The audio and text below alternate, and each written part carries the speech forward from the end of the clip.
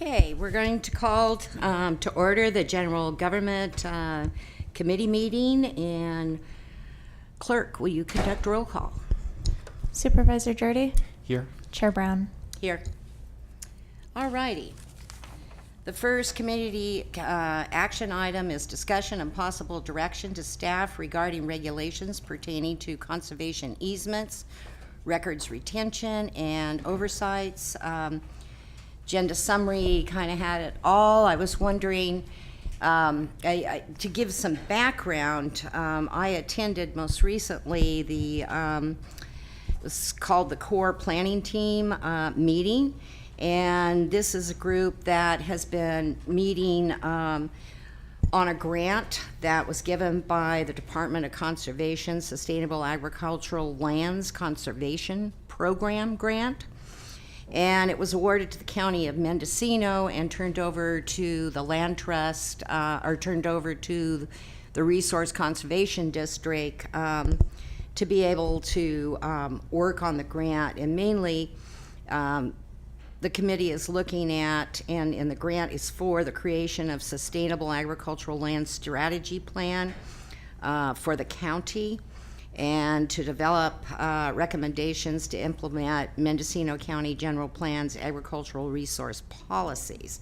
The core planning team met on May 31st, and one of the items that came up was on recorded conservation easements on property and the need to provide the county's permitting departments with a procedure to follow when considering approval of development permits on property with a recorded easement.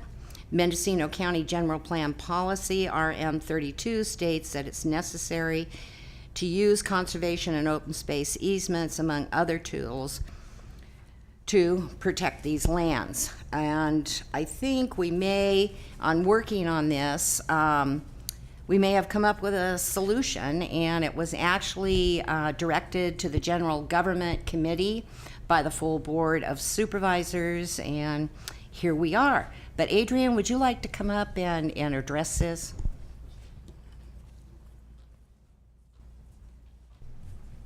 Good afternoon, Supervisors.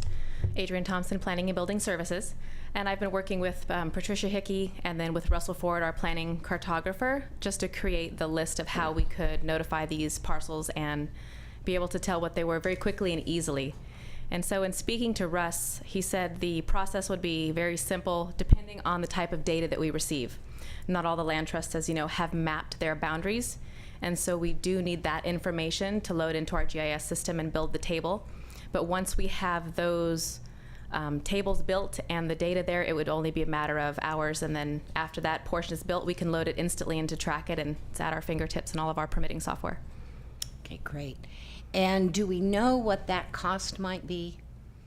We were anticipating 1 to 8 hours of Russell's time if we bill it as weighted rate at $68 an hour, so we don't anticipate a very high dollar value in that. But of course, that's not running into any snags. Sure. Best case scenario. Correct. And to take it back to the Board of Supervisors with this information, and maybe I can collaborate with you in getting it on the Board of Supervisors agenda either next week, or actually it's a little bit hard to get it this next week, but for the first meeting in 1st. August. Okay. And I'll work with Russ and see a little bit more details. He's unavailable this week also. Correct. So I just kind of have the basic principal data of how we load and track it, the tables that he builds, and the back end that it loads for us. Great. And you know what? Here come the land trusts. And Patricia. I'm going to ask Adrian to repeat for all of you. She was here giving the report on the agenda item that you're very interested in. So for the record, and now that we have everyone in the room, do you mind repeating? Oh, no, that's fine. Sorry. No, you're fine. It's okay. So once the various land trusts bring their data in, and then again, depending on how we get that data, because I've heard that not all land trusts have their areas mapped. We do need to know what areas are mapped to load that into the table. It would be a fairly easy process to create those various data tables, 1 to 8 hours of Russell's time, depending on how much data there is, how many different sheets we need to build for each land trust. And then we would load it into our back end Track It data, and it would be right there at our fingertips. Great. Supervisor Jurdy. Could I ask a clarifying question in terms of what information would be added in? Because I know that a number of the land trusts, say Mendocino Land Trust primarily, that I'm aware of, but others, I guess, as well, on behalf of the county, really are trying to implement the coastal easements that the county requires, the Coastal Commission requires as a condition of subdivision on the coast. And so, in other counties, it's actually, I believe, like the county that's hiring a staff person that does all this work, and they're doing it at a lower cost. They're doing what the county in other places would be doing. So, if what's being recorded is an execution of a project that they're doing on behalf of the county, I guess I'm curious, why would the county charge them since they're doing it sort of the county a favor to actually follow up on these easements? What the issue is when our permitting departments are looking at the piece of property for whatever the application for a permit is, they can see that there's an easement on the property, but there's no details available. And I think the best way to describe what we can do is for our permitting departments, when they're analyzing the application, they would be able to see the conservation easement, and there would be a notification to the land trust. The land trusts feel that the terms and conditions of the easement need to be carried out into perpetuity. So therefore, there would be communication with the land trust, with the permitting department, to make sure that they're not breaking the terms and conditions of the conservation easement. I think it's the best way to answer that. So it sounds like it's much more than the coastal access easements that we're talking about. Oh, but yes. I guess I do All have the a land question. trust areas, I believe. And so, like in our parcel data, we have roughly 30 to 36 custom screens, and each of those custom screens tells us something about a parcel layer that Russell has built. So we may have a screen that says Max, and it'll tell us, is it Gualala, is it Laytonville, is it Westport? We would have a new custom screen which would tell us the land trust by name, and in our back-end data, it would have all those various parcels that they have sent us and mapped, so that anything in there would be referred to that land trust. So as we send out our project referrals and as we request comments on various projects, we would know who to send it to and at what time. So I get there. I guess what I'm saying, though, on the specific narrow subject of conservation easements that are for coastal trail access, that some of the land trusts are implementing on behalf of the county, on behalf of the Coastal Commission, I guess I'm a little reluctant with the idea of charging them to record that information because, like, again, if it weren't... You wouldn't be charging them. It's at what cost to the county is it going to be to get it all set up? And I'm hearing 1 to 8 hours. Oh, just to set up the system? Yeah, just to set up the system. Inside our existing system. We wouldn't it's- be charging land trusts anything. It would be the county notifying the land trust that there was an application for a permit. So when you talk about the coastal trails, it would be maybe for a fence. And the landowner has a conservation easement, coastal trail, across their property. Then staff would be able to contact the Mendocino Land Trust, and they would say, no, you can't put a fence in blocking the trail because these are the terms and conditions. And right now, we don't have that communication to be able to do that. It's just a recorded easement, but the terms and conditions of the conservation easement, where it is, and what needs to be done in limiting permits, any development on those easements would have to come from the land trusts, and they're the ones that have the information. But it would cost the county to set it up. To create a new parcel And- layer and then send it to our consultant and load in the back end. So we'd have to see how long that would take also. And so if we agree that, we have a solution now, and certainly I want to hear from Ms. Heckey and all of the groups, representatives here from the Land Trust today. But I have to take a dollar amount back to the Board of Supervisors to say, this is how much it's going to cost to do this, cost the county. So where are those funds going to come from? Okay, no, it sounds Yeah. good. Does that sound good? Yeah. Okay.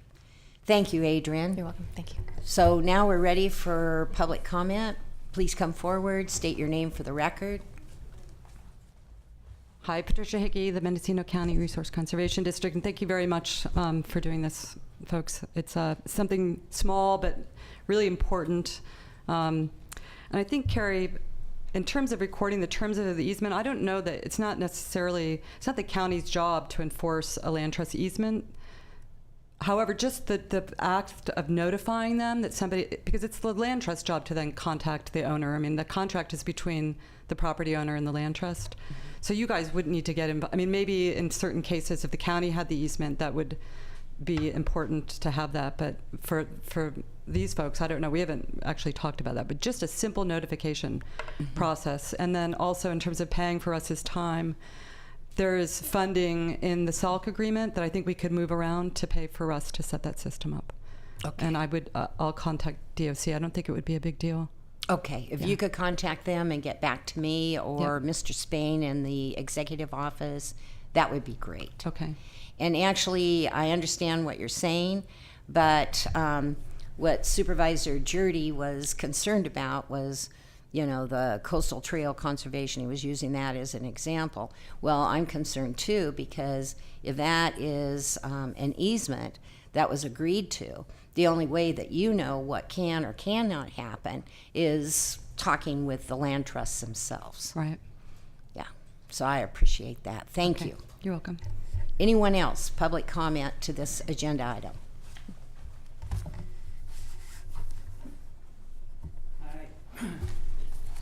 My name is Alan Nicholson. That was a really good practical application of this communication that you put forth there. Another problem, so I assume you all are pretty familiar with what process you're proposing, and I totally support that. I think it's really good.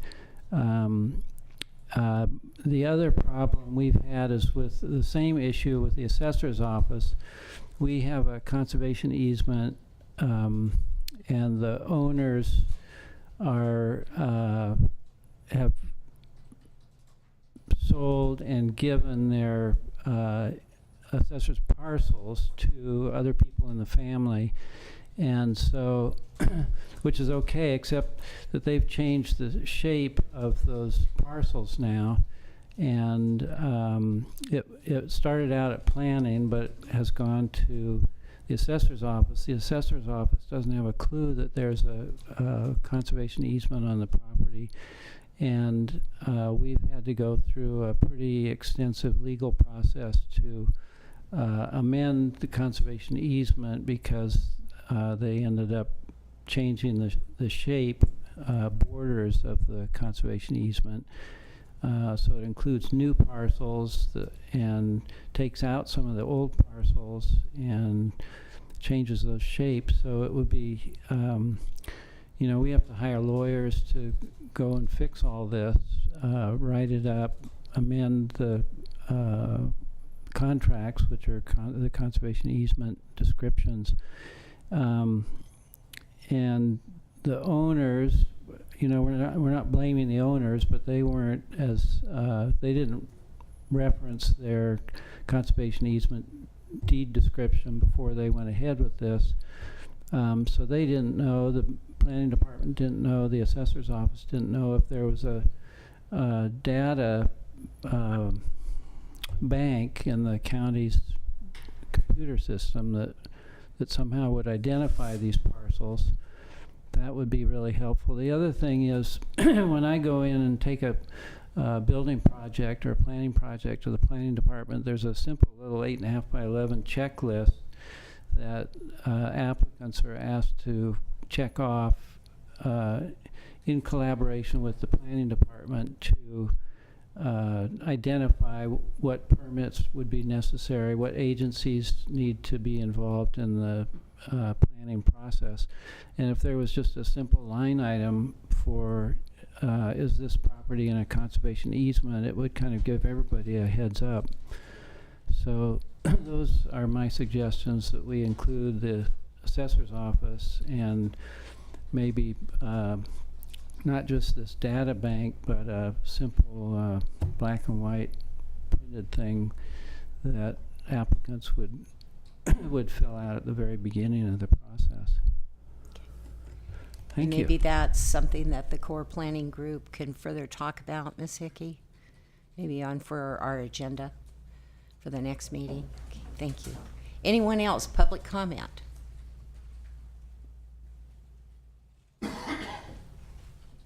Barbara Goodell, Anderson Valley Land Trust, and I'm really glad this process is going through. I think it will really help land trusts, and I just have one addition to everybody else's comments, and that's that it would also be really helpful if when the property is sold and that's recorded by the county, that we would get notification of that, because most of the realtors in Anderson Valley are really aware of conservation easements, but we recently had a property sell with a realtor on the coast.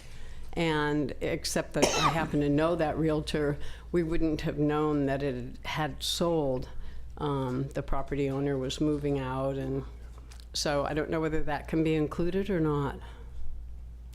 Well, this gets rather extensive, but I think this is a first step. And I'm not sure, but let me ask you this question. How does a land trust record a conservation easement? We come to the county and record it in With the the assessor's recorder's office Yes. and pay for it. Uh-huh. Okay.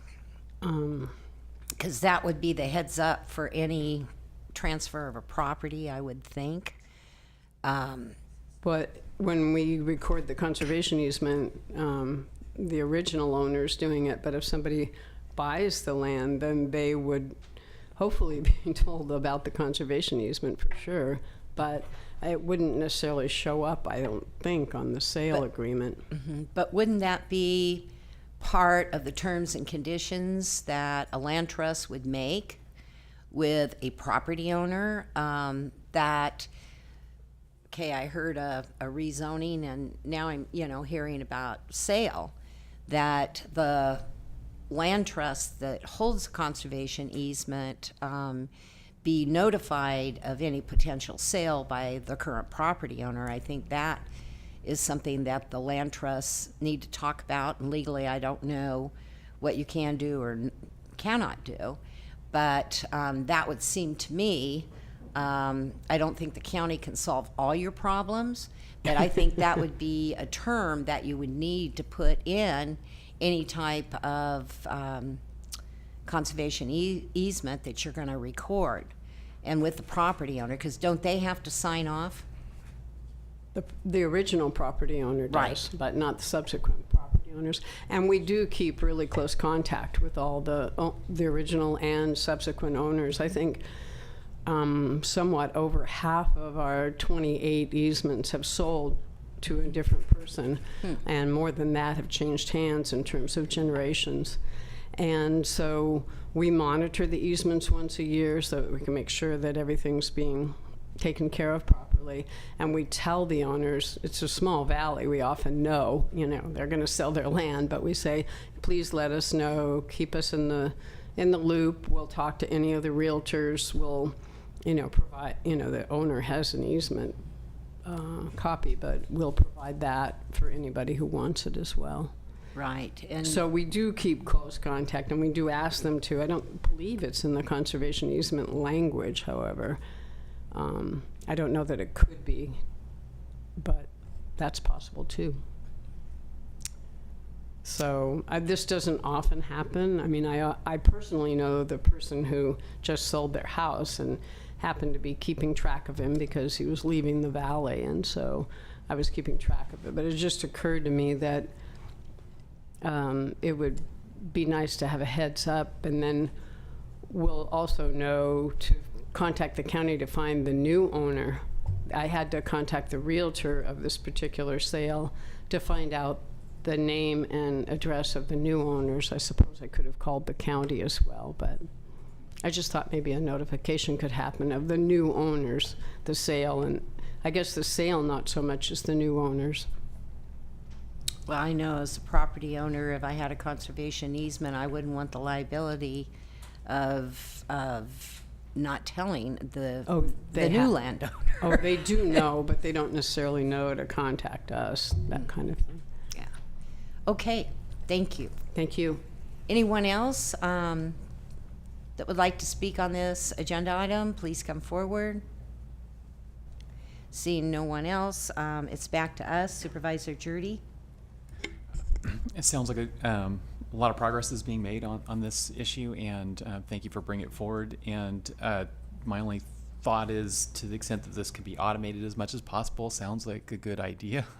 I mean, I would just even this idea of notifying the easement holders, if it could be even automated so that it's just an email forward, without a lot of staff time, that sounds like a good innovation. Okay, then general government, I'll prepare the agenda item to go forth with to the board, back to the Board of Supervisors, and work with Mr. Spain and Ms. Hickey, and we'll see if it gets done. All righty. Thank you very much. Thank you very much. Okay, the next agenda item. So where is it? There we go. Lost it in all my paper. Is 2B, discussion and possible direction to staff regarding an update on investigation into past practices of County and Retirement Association regarding increase in retirement costs. This item, Supervisor Jurdy, would you like to formally introduce it? I don't know, it was about a year ago maybe it started. This is an issue that's been discussed in the community for some time, and so and I think off and on by the supervisors for several years now. So the request was to try to do some research to identify what was the history of the actions taken and by the county over the years, and we have a fairly detailed memo from Catherine Elliott, the county council, where she talks about the research she's done dating back to 1947. So maybe we could go to her. So thank you, Catherine Elliott with County Council. So this has been actually at some point I was supposed to come back and report back to you all in terms of what time this would take. And I found in trying to determine how much time it would take, it actually was easier just to keep doing the work itself. So there was initially a study that was apparently started by Janine Nadell and Supervisor Kendall Smith. Is that Smith?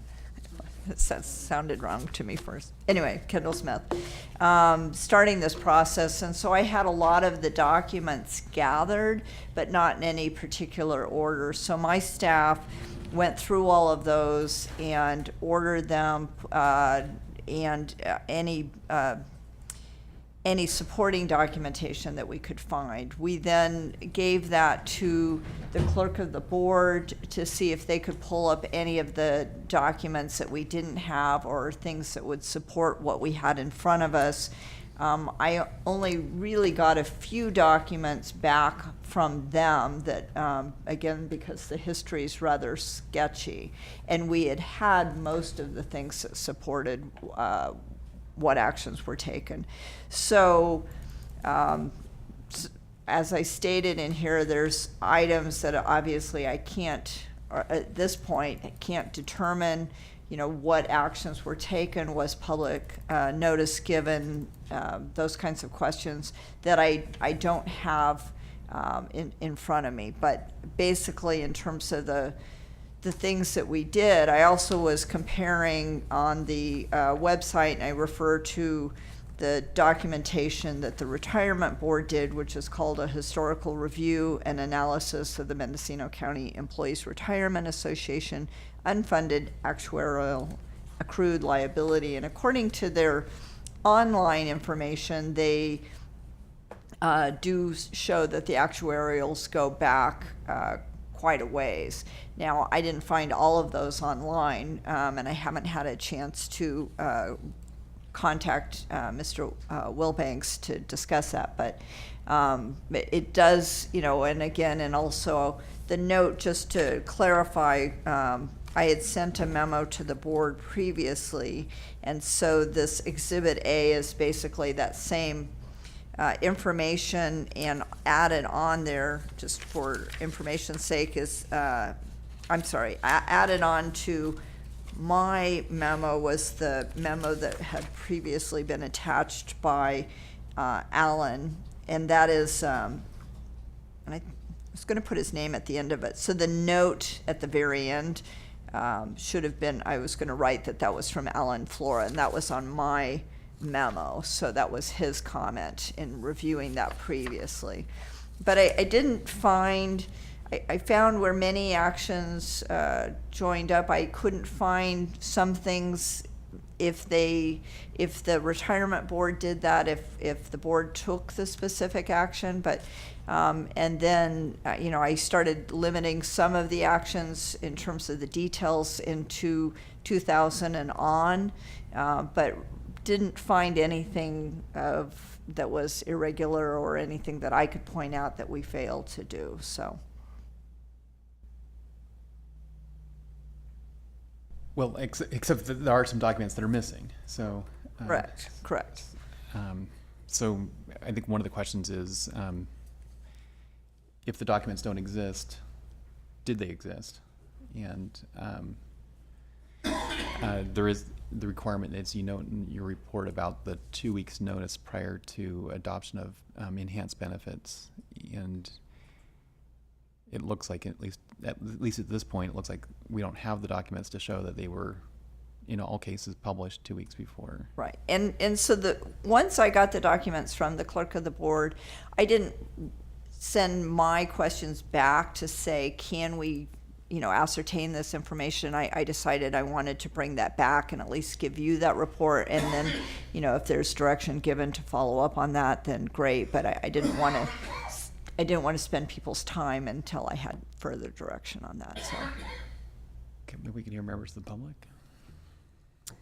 All righty, we'll go to public comment on this item. Anyone that would like to speak, please come up, state your name for the record, even though I know who you are. Let's see, I have 2 hours, right? If I can make a couple of quick comments about what we just heard.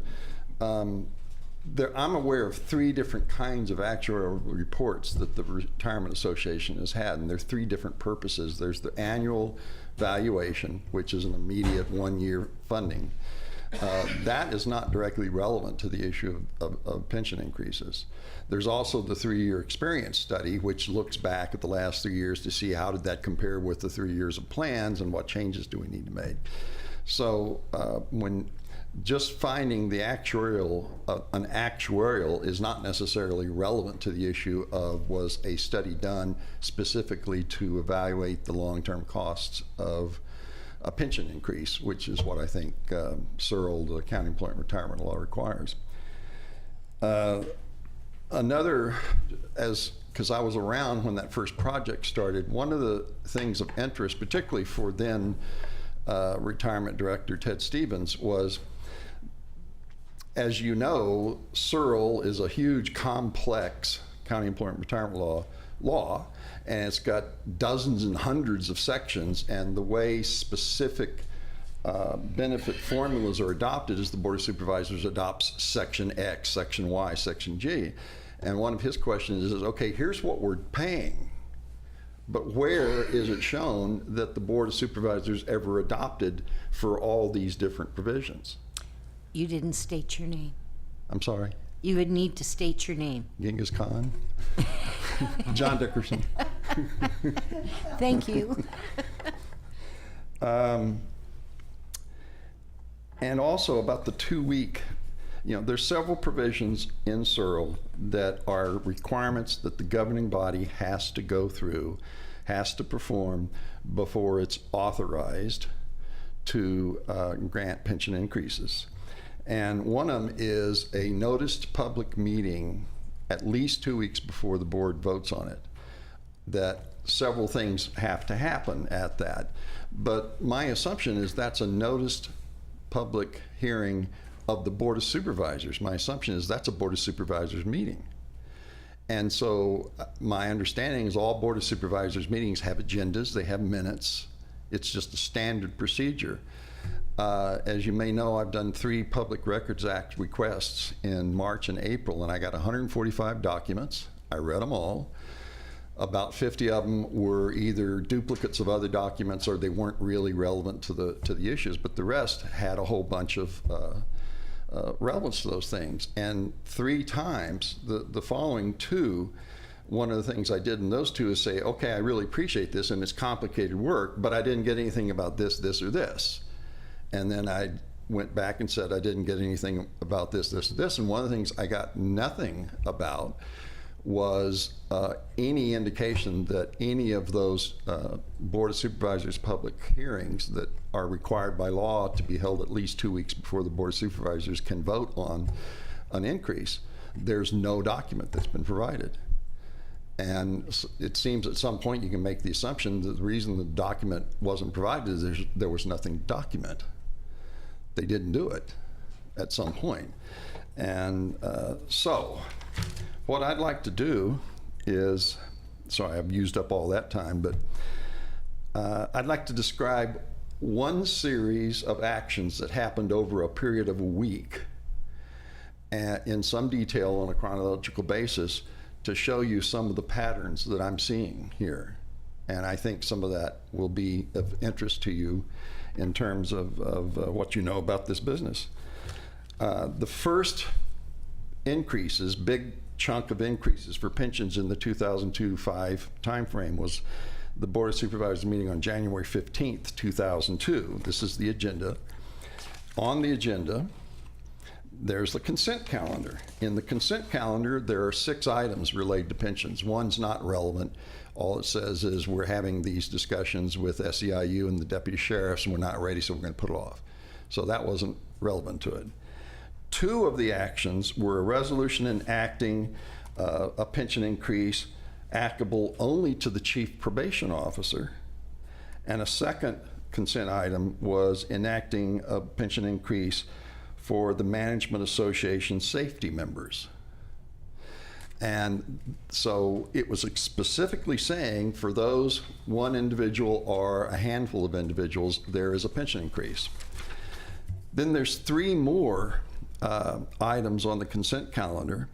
Resolution amending the memorandum of understanding between the county and confidential employees, management association, and appointed department heads. 3 different actions. And it's amending the memorandum of understanding to say that the proposed salary and benefit increase as agreed to shall not have a negative impact on the funding status of the retirement system. The MOU's not there.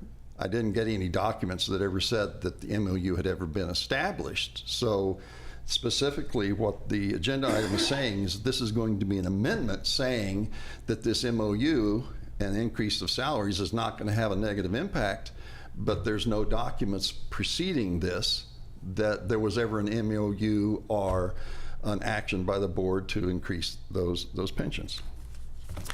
Then there are the agenda summaries. I don't know when the entire package was released to the public. My understanding is it's usually Thursday or Friday before the meetings, something like that. The meetings, Usually Thursday afternoon, latest could go that's into what the I thought. evening. And so I believe Thursday was the 9th. So my assumption is more than likely on the 9th, the entire package, and it was a big agenda. Well, there were several agenda summaries. The agenda summaries for the items about the confidential employees, the Management Association, and the safety members of the Management Association. I guess I forgot the department heads. The agenda title is Adoption of a Resolution Amending the MOU to say that there'll not be a negative impact on the pension fund. So the agenda summary is dated January 4th. Okay, so for these 3 groups, it's saying the same thing in the agenda, that the increases are not going to have a negative impact. It doesn't say what the increases are. It doesn't give any indication there that they have been adopted. And so that's those three items. Then on the 9th, the Thursday, there's two other agenda summaries for the Chief Probation Officer and the safety members of the Management Association. And it's the title is Adoption of a Section that's going to increase their pension benefits. And then it says previous board or board committee actions. On January 15, 2002, the board is presented with the resolution ratifying the memorandums of understanding for appointed department heads and management association. So it's an agenda item that's not specifically about those groups, but for some reason they say that the previous board committee actions is that the board is presented, which I assume should have been is to be presented, these memorandums of understanding. So there was no statement on the agenda summaries for those three groups that the board is to be presented with this memorandum to increase the pensions. But it happens to show up on these two agenda summary items for the Chief Probation Officer and for the safety members of management, saying that the board is going to be presented with those, even though this is not directly tied to the item at hand. Okay, then one of the items I asked for was the memorandums of understanding that increased the pensions. So I've got copies of the 3 MOUs for the department heads, for the confidential, for the Management Association. And on the 9th, the negotiating committee for the Department Head Association signed the MOU. And then the negotiating committee for the Mendocino County Board of Supervisors signed it on the 10th, on a Friday. So this was signed on the Thursday when probably the agenda was published. It was signed probably in time to be referenced in this agenda summary for the Chief Probation Officer and the safety people. And then on the 10th, the negotiating committee for the Board of Supervisors signs it.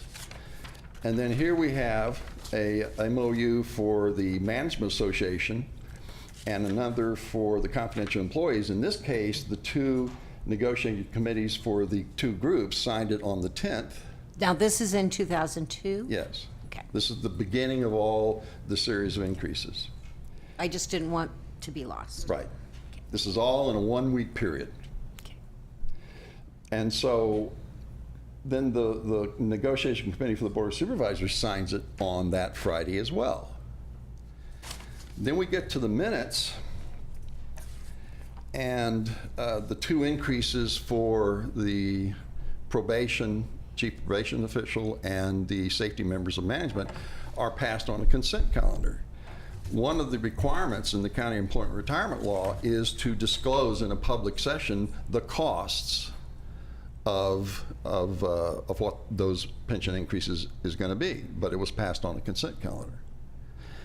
It was also supposed to, the amendment saying there was not going to be any negative impact from increasing pensions for those three groups, management, confidential, was also on the consent calendar. But in the meeting,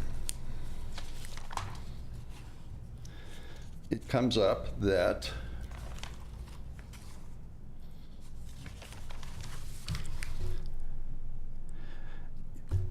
item 9, County Council off-agenda item. Pursuant to Government Code Section 54.9, 54.2, a resolution extending increasing retirement benefits for those three groups. Council Klein reported the urgent board consideration of this matter is necessary as the board has been presented with memorandums of understanding for execution on this or future agendas for action and ratification for these various bargaining units. Then there's a motion by Supervisor Campbell, seconded by Lucier, carried unanimously. It is ordered that this matter arose subsequent to the agenda being published, pursuant to the part of what I assume is the Brown Act that says you have to publish items of action 72 hours ahead of time. And if I understand the code section, that they're also saying that this action is justified to act on this, is it's part of the emergency exception for the Brown Act. If you have an earthquake or a tornado or a volcano goes off, or if there's a terrorist attack, nobody could have known that. It could create an emergency situation, and so everybody expects the governing body needs to react to that kind of emergency. They're saying this is an emergency? Just, there are procedures that you do follow, and for an emergency item that needs to be heard, it has to be timely, but there's certain findings that have to be made, so I don't know. Well, what I'm saying is, I look at this, and the most likely, strongest hypothesis comes up is there was a plan created by more than one official to avoid the requirements of the County Employment Retirement Law, to inform the public about this very significant action. And there was a plan to avoid, including what appears to me to be a plan to avoid the Brown Act's requirements to inform the public about this kind of action in a timely fashion. And there was no emergency. What's the emergency?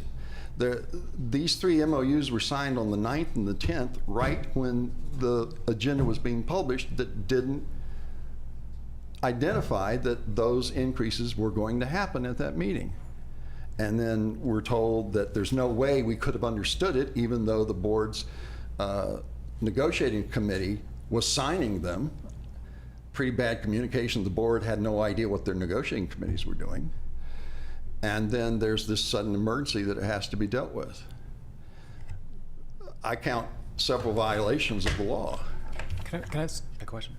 So these, you're talking about amendments to the MOU and they sounds like they either were in whole or in large part specific to the pension plans for those bargaining units? Yes, but it wasn't amendments. What was on the original agenda was an amendment to the MOU.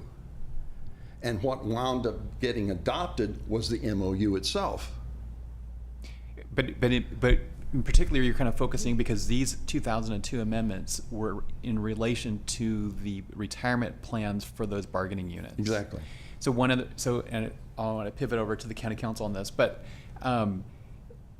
my understanding, at least over time, though, currently there is no unique retirement plan for administrative or confidential employees. There is a unique retirement plan for probation, for public safety, and for general employees. But it sounds like maybe the sequence of events that were taking place, they enhanced the retirement plan, it sounds like, for the confidential employees, and maybe you said executive employees. But then I'm shooting a little off the top of my hip here, but I think there were like about 15 different actions that were specifically targeted at, in one case, like one job, the chief probation officer. In another case, people who were dispatchers in the sheriff's office. There was a specific action for them. There was a specific action for mid-level management, 5 positions in the probation department. So it wasn't broad stroke actions. There were lots of actions for very specific small groups, as well as SEIU. Okay, and so deputy I do sheriffs. want to pivot over here. So the question I'm getting at is, because I mean, at least in the modern era, there are no votes taking place these days to enhance the retirement plans. There are MOUs with the different bargaining groups having to do with their total compensation, largely around salaries, but other things. And so what I'm getting from you is in 2002, though, there were specific amendments with these various MOUs that were not just salary related, but were specifically enhancing the retirement plan in some way for those different bargaining groups or people within those bargaining units. Yes. Okay, so is that the understanding of County Council or CO? Well, do you want to go first? Or? Okay. Well, yeah, that's my understanding too, and that was 15 years ago. So there's nobody sitting up here that was there at that time. Regarding you were? I was. But you weren't sitting there. But regarding those records, we would only have, in the clerk of the board office, we would only have them for 5 years. So based on what Mr. Dickerson is saying, it's possible that there is additional information in human resources, but I would say that will absolutely be over a 4-hour search to get that information. Well, but you do have agendas and minutes and agenda summaries, because I got a whole bunch of them. Right. But information from 15 years ago, we would not keep all of those records in the clerk of the board office. You wouldn't keep all the minutes? We would have the agendas and the minutes, yeah. We would have the minutes. And so if you don't have any agenda or minutes for the meetings that were required to be held at least 2 weeks before the Board of Supervisors. I can't speak to that, though. I mean, that was 15 years ago, Right. so. Okay, let's go to Ms. Elliott. So some of the work I've done in taking a look at this is, again, working with the clerk of the board. Their agenda packets are only kept for 5 years. And some of what you're asking is about publication. And so they don't have a record, I don't believe even if I asked them, that they would have a record saying that they sent this out to the paper for publication.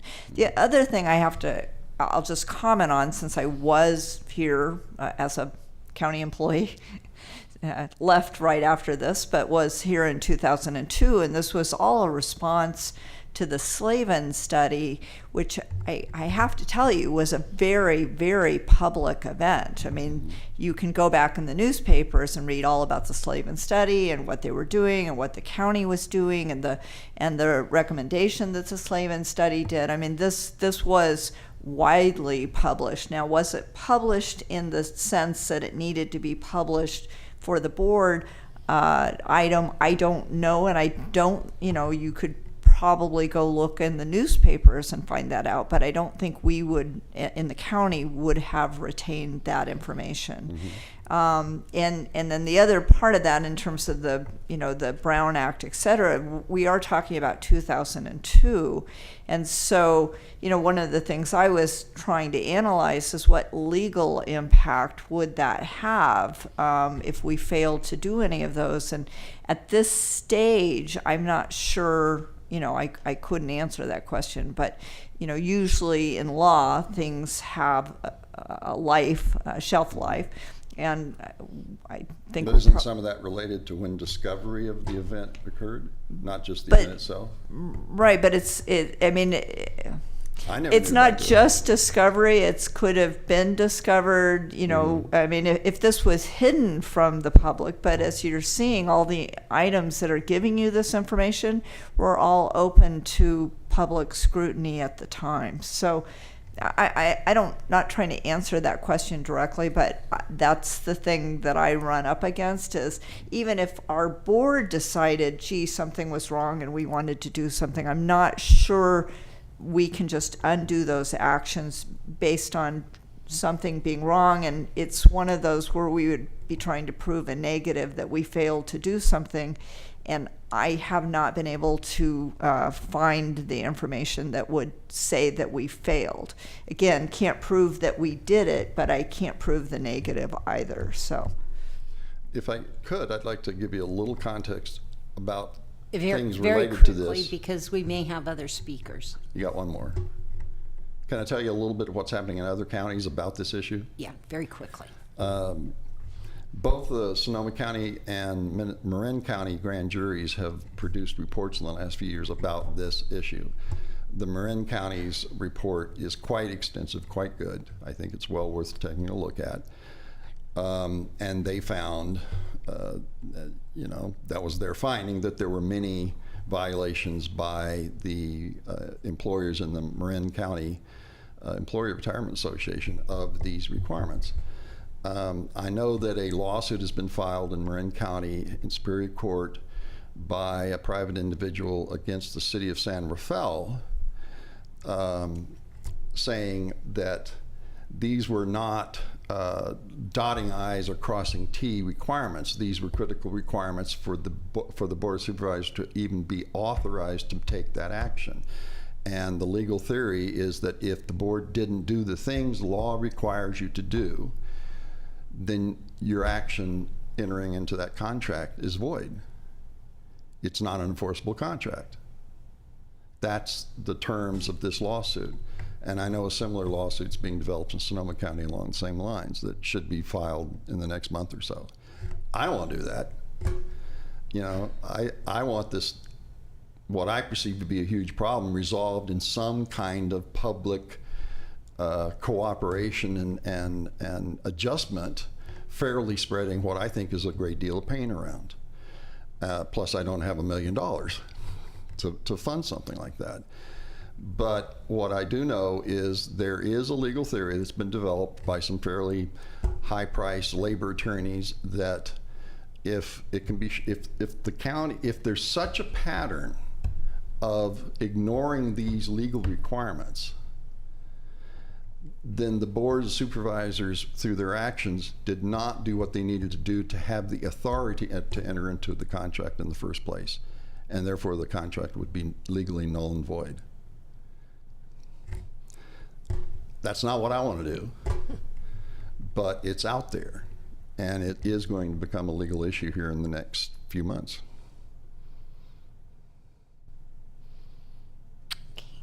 Yes. Just information for the chair. I was given 3 different grand jury reports, one of them being the Marin report.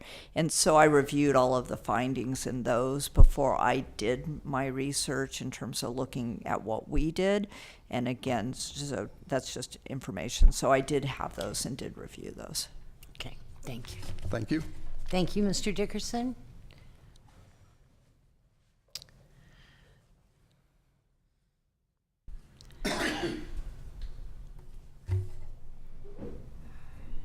And state your name for the record, sir. Yes, I know. We know who you are, but I know. My name is Stan Anderson from Fort Bragg. My kids have a saying, don't ask Dad the time, he'll tell you how to build a clock. I promise to be not quite as long as John. Not that John didn't have a lot of good stuff to say. Okay, first of all, I'd like to start off by thanking County Counsel Elliott for all the great work and research you did. It was really impressive, and I'm amazed that you still have hair on your head after dealing with all of that detail. But be that as it may, John kind of looked at the far distant history. I'm looking more at what are we doing now. For example, a couple weeks ago, the Board of Supervisors approved a contract with the union that raised all sorts of rates for all the employees and stuff. I'm not saying they didn't deserve it. I'm just saying they raised all the rates, but it was the process. For instance, did the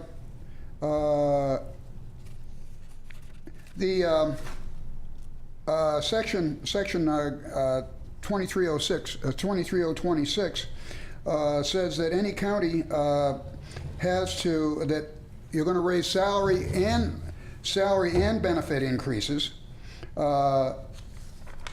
should be disclosed 2 weeks to the public, 2 weeks prior to the adoption of the document. Now, another one,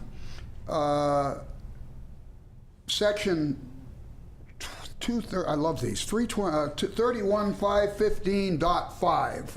This is right out of the council's notes. The Board of Supervisors, in compliance with Section 23026, shall make public at a regularly scheduled meeting of the board all salary and benefit increases that affect either or both represented employees and non-represented employees. Okay, now that's, I'm not sure, but from what I hear, that doesn't mean on the consent calendar. I mean, it's got to be a specifically agendized item. And then finally here, the Board of Supervisors, in compliance with Section 31516, which is down at the bottom on page 2 of Ms. Elliott's memo. The Board of Supervisors, in compliance with Section 7507, love this, shall secure the services of an enrolled actuary to provide a statement of the actual aerial impact upon future annual costs before authorizing increases in benefits, assuming also that if the salary goes up, the benefits go up. Now, I think this would seem to indicate that the Board of Supervisors should engage the services of a separate actuary. And a good reason for that is just 6 years ago, when the the retirement board was being represented or being informed by Buck as their actuary, they finally found that the irregularities were so great they had to go to get a new actuary. So therefore, if the Board of Supervisors is using the same one that's telling the the retirement board, you're hearing the same numbers cast slightly differently, but the fact is they're the same numbers from the same source. And so by having a separate actuary, it's almost a check and balance on what the retirement board is hearing. And then, of course, I noticed that in her summary sheet there, and Miss Elliott mentions that, again, she had problems finding somewhere this stuff was documented. John mentioned it. I can't believe you throw away I can't believe they discard the agendas and minutes from meetings ever. To me, that's one of these things you have to keep forever because they're illegal. I believe you said they get rid of them after 5 years? Go ahead. So I didn't say the agendas and minutes. I said the agenda package. Oh, okay. So and that's all I Okay. know. So I don't know the specific details. But my question is, well, it was nice to read that the employees had a pay raise. Like I say, they deserve it. I know they work hard. But the problem is, was the process followed? Was all of that information, again with the actuarial study, made public 2 weeks before? Because if it wasn't, that's not what state law says. And so the bigger issue, and it's one that I think the board has to face, is who's going to be accountable? Is it the Board of Supervisors? For this year, surely. For the prior contracts, 3 years ago, 6 years ago, how far back do you go? But somebody's got to be held accountable. And so I throw this back up at for you supervisors, is to ask, it's time to become accountable.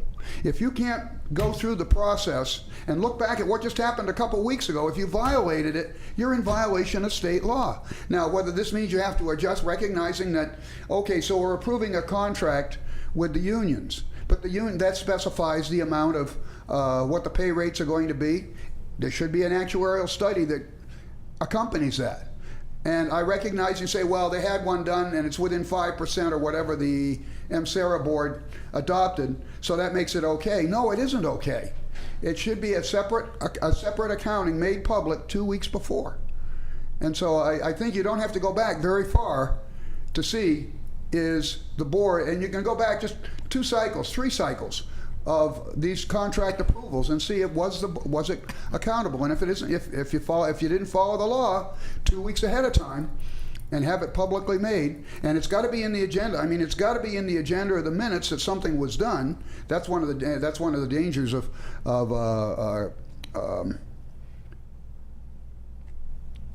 continuing resolutions or whatever, consent calendar. I'm sorry, but I think that this is something the board has to address, and I say if nothing else going forward, but you really ought to go back and take a look at the last 2 or 3 cycles, and I don't think that's unreasonable.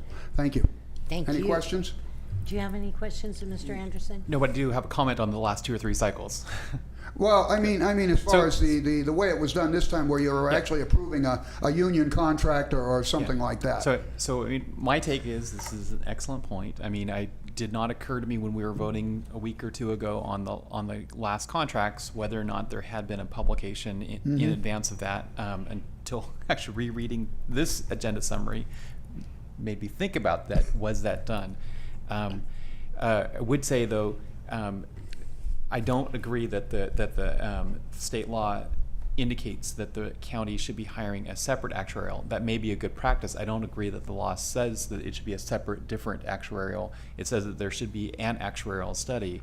And on that point, I know from the retirement board presentations that when they've done their most recent 3 years experience study, they pointed out that the raises, as nominal as they have been up until this current contract, have actually been less than was assumed by the actuaries built into the system. So first of all, there was no study done prior to 2009 anticipating that the county was going to both lay off a third of the employees, or 300 jobs, 400 jobs, and also lower salaries by 10%. So that was never anticipated.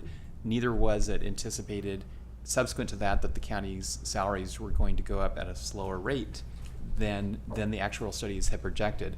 So those were all savings, you could say, to the plan because they grew at a slower rate. I think it's possible, I don't know, it's possible that the current contract, which has it was more generous for sure than the last 2 or 3 contracts. It is possible that it exceeds the amount projected in the most recent actuarial study.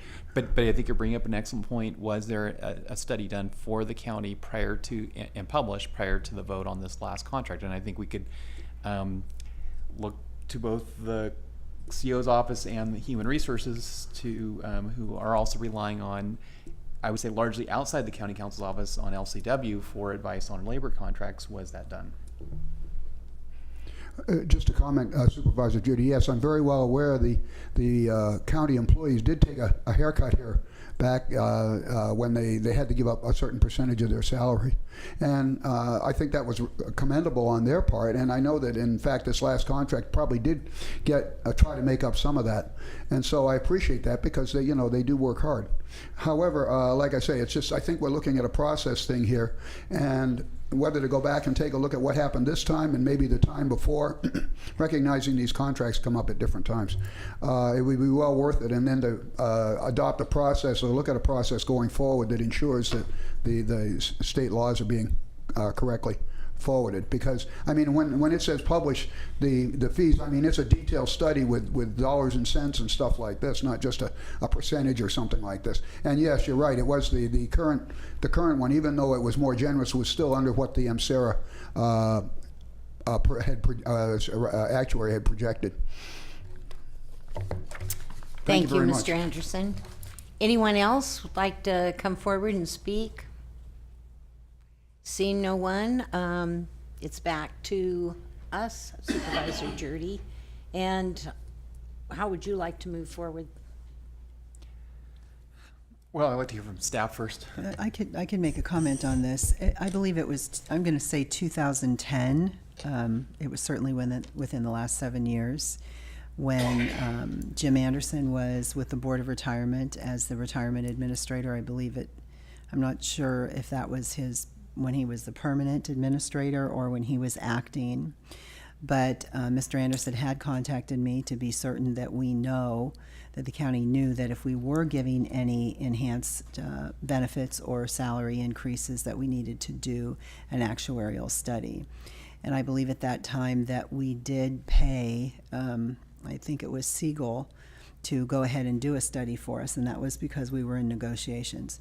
At that point, what we did learn from the actuary was that based on the figures and the percentages that they use, that has always been higher than what the increase would be that we've given. And there had been multiple discussions about that.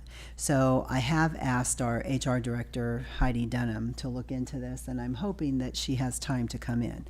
But I believe you'll hear the same response from her, that we did not do an additional actuarial study, that we were using the figures from the actuarial studies that have been done with the Board of Retirement.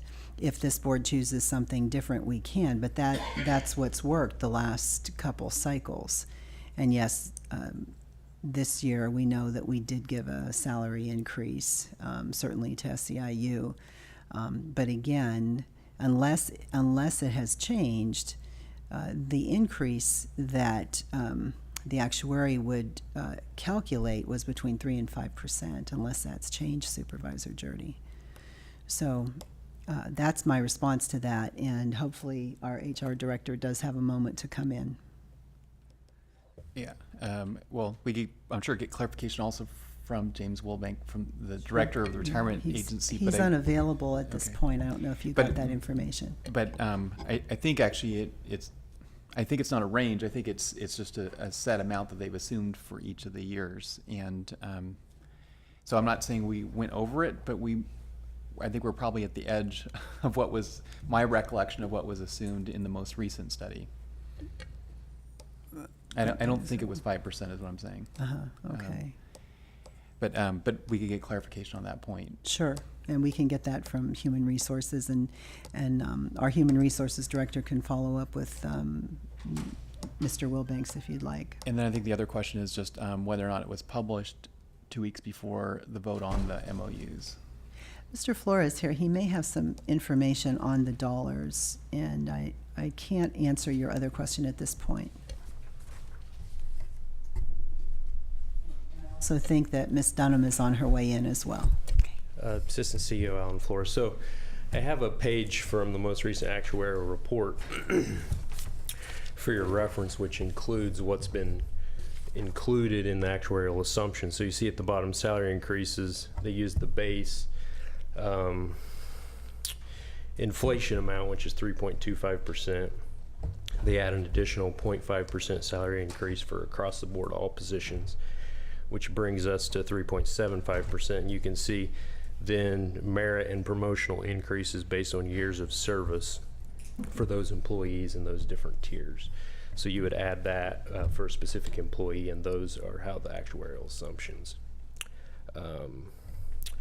are factored into that. So as long as, just looking at the across the board, as long as the board is giving a salary increase less than 3.75%, it is included in the actuarial study.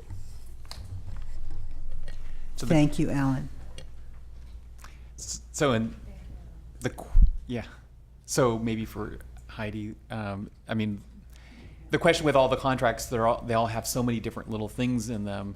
So the question is, how do you calculate? I mean, there must be some calculation that's more refined in order to get at that figure and whether or not it's lower than 3.75. Because, for example, there's the 3% in the current contract, the $2,000 catch, which is pensionable, but it's only for the life of the contract. So even if you discard the $2,000, which is arguable, I don't know whether it is discarded or not in the calculation, but even if you did, then there's the longevity pay for those, which is new, of 1% for 10 years of service or more, 2% at 15 years of service, 3% at 20 years of service. I don't know what percentage of all SEU county employees are in that group. Is it a third? Is it, it's probably not even half because of all the turnover. And then, maybe the 8% of the county employees that are on the coast that got the 5% differential. I mean, how do you arrive at figuring out whether or not it's less than 3.25? Heidi Denham, Human Resources Director. Supervisor Jurdy, to be honest with you, I was reading a court testimony when this was being discussed, so I don't have a lot of information for you at the moment. I do understand what you're looking at. I know that this has come up before. I believe 2 years ago, they talked about that the amount of the increases can't be more than the amount that the actuarial uses. And as far as I know, we are following all the proper procedures, and I would be happy to look into it further for you. And that's really all I can tell you at this time. Okay, Okay? thank you. Ms. Elliott? Sorry, just as a follow-up, the memo that I gave you with regarding that law was the things that I was specifically looking for, and I was more looking to the past. So I've given little bits of law. I haven't given a full analysis of the situation that we're talking about right now. And so I'm not sure exactly what are the triggers on that. So this was in response to mostly our history and what we've done in the history and what I was trying to determine if was done or not and the problems I was having with regard to that. So I just want to put that qualifying remark in. So I will also be glad to look into this. So Supervisor Jurdy, how would you like to proceed? Well, on the looking forward or the going back? Well, certainly on the going forward, I mean, obviously we want to make sure that the county is following the law. I mean, I don't think anybody disagrees with that. So, and it's interesting that we just had a fairly significant contract we just voted on, and I'm not entirely sure we did or not at this point. So we want to, I get an answer on that, and if there's anything we need to do to correct that action, I'd be supporting that too. On the going backwards, I mean, to some extent, I feel like we're kind of waiting to see the outcome of some lawsuits that are out there, not just the one in Marin and Sonoma, but there's also some other lawsuits that are out there that are pretty big, questioning the Ventura case. And so, you know, I feel like we have information, the public has information that they didn't have in the past about what happened, maybe perhaps significantly around the 2002 era. But in terms of what can be done about that, I think at this point it's not clear until there's some clarity from those other lawsuits.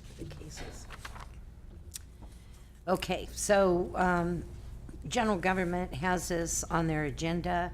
How do you want to clear it, or do you want it to be an ongoing item?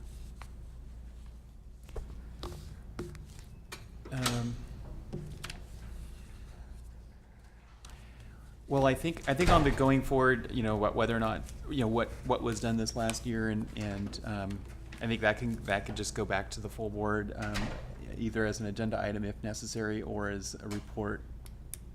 If I could just get clarification, then we could do an agenda item if you'd like that basically speaks to two issues. If I just want clarification, it could come from the general government committee to the board. One being, was there an actuarial study done for this year's negotiations? We know the answer to that.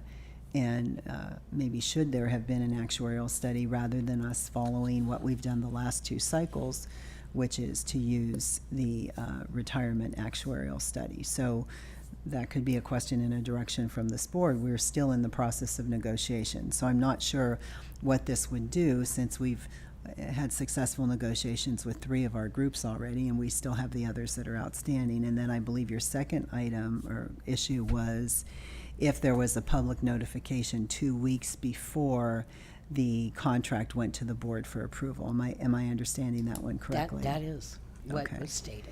So on that point, though, I think if the finding was there wasn't a public notification 2 weeks in advance of voting on it, then it seems to me it can be corrected by noticing it after the fact, and maybe the board's, I mean. Well, then that what we can do is, and I know that Heidi is following up on this, and should there have been a notification 2 weeks prior and there wasn't, we certainly can put a notification out now if that's what you're saying, and that would correct it. I'm not sure that would suffice, but we certainly could do that. And then going forward, if legally that is what we have to do, then we certainly will do that. There's no question.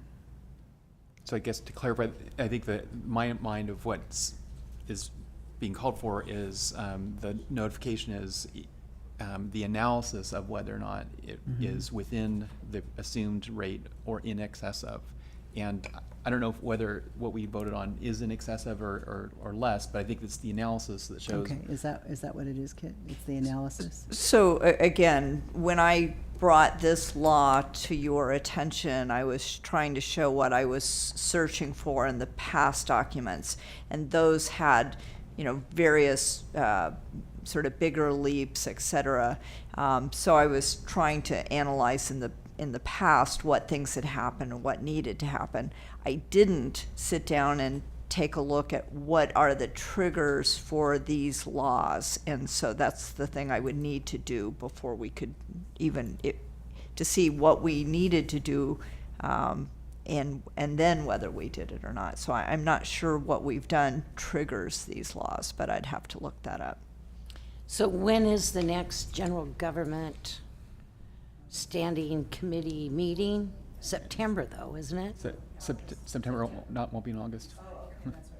I'm sorry, yes, it would be in September. Okay. You could just continue it to September if you want. Pardon? We can continue this to September. I mean, that would. Well, if something's needs fixing, we probably need to fix it as quickly as possible. Yeah. So Well, and when we could do a special meeting in August, but I guess I'm not certain what needs fixed. And clearly, you know, I have been doing negotiations in this county for 10 years, and we have always had good legal advice, whether it's Miss Elliott herself or whether it's been Liebert Cassidy Whitmore. This has not come up. We haven't had this issue, and when it did come up in 2010 with Mr. Anderson, we believe that we corrected it at that time. So I would like further information from Miss Elliott and from Liebert Cassidy Whitmore before we would bring an item to the board. So honestly, September may be a better time. okay. And what we can do is we can follow up, though, Supervisor Jurdy and Supervisor Brown. I believe that we are in a good position to be bringing another contract, labor contract, to this board possibly before September. If that happens, then that may hold up the contract. If we'll have to come to the board and ask the board if they want an actuarial study before that contract would come forward. So, so we'll follow up on the legal advice of this before we do anything. We'll plan on September. Okay. Yeah, and whether or not the law requires an actuarial study or an actuarial analysis. Yes. That simply is published 2 weeks before the contracts are voted on. That might still not affect the timing of voting on those contracts. If it's, Okay. if it's strictly the analysis showing that it is or isn't Yeah. within the projected assumed rate. Okay, thank you. Thank you. And I'd like to thank the public for your comment today, and we'll look forward to moving along. And I look forward to hearing back. So thank you very much. Next item on the agenda is approval of the minutes of the May 8th, 2017 general government meeting. I didn't see anything. I know I wrote something, but I don't think it was a correction. So I didn't really see anything. Did you, No. Supervisor? Recommend approval? I do. So, Approved by consent? yes, no corrections. All righty. Any other public expression? Please come forward.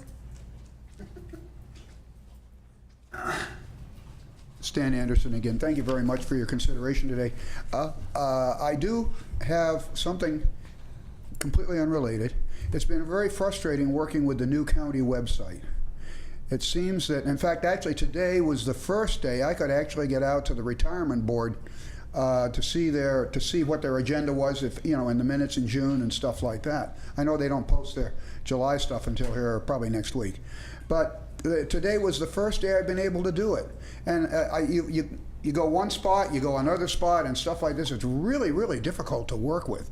One of the things is you can call down and, for instance, scroll down. There's, you know, it tells all the various different departments and stuff like that, and you can click on one, or a board or commission. You can click on one, and over there it says view it. Okay, well, it gives you a definition of what it is, but there's no link to it. So if you wanted to go out there, like I say, it leaves a lot, and it's very slow in coming up. I could see that I didn't have any problem getting, for instance, to the Board of Supervisors and stuff. That came up fairly quickly. But some of these others, man, it's a real horror to work with. I'm not certain, Mr. Anderson, I'm not certain about the Board of Retirement agenda and minutes, but certainly anyone on my staff will gladly meet with you and walk you through it. But you didn't have any trouble with the BOS meetings? No, I didn't have any problem with that at all, or even the subcommittees of the board. Well, I know I've been having problems doing anything going online.